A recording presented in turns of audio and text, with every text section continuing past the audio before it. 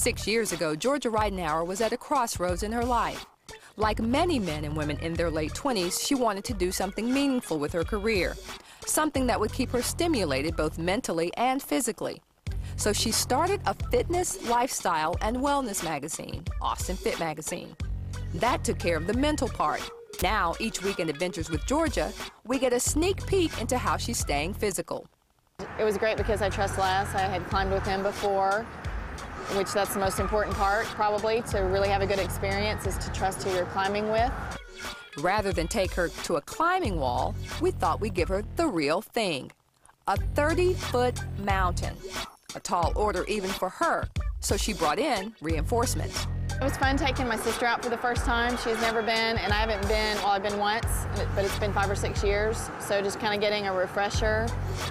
And it was great because I trust Les. I had climbed with him before, which that's the most important part, probably, to really have a good experience, is to trust who you're climbing with. How hard can it be to climb a mountain?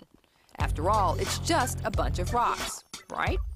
There were just a couple of spots, a couple of different places I came to where you kind of get stuck and you don't know your next move. So I guess it depends on how much you're wanting to challenge yourself, because you can get help from your partner, you can have them take your weight, you can rest if you want, but I tried to do it more where I was going for it the whole time. Running a magazine has its own unique set of challenges. So how difficult was it for Georgia to hang in there and reach the top? You're so focused on climbing, you do not realize how far you've gone. You know, you're taking all the little steps.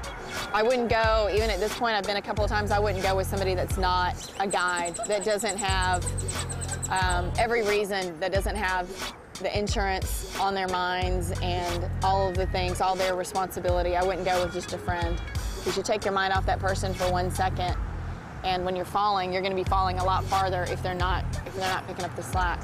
Although safety is a priority for both Georgia and her guide, Les, she also emphasizes the need to truly rely on your belayer, the person to whom you are attached by a rope and harness.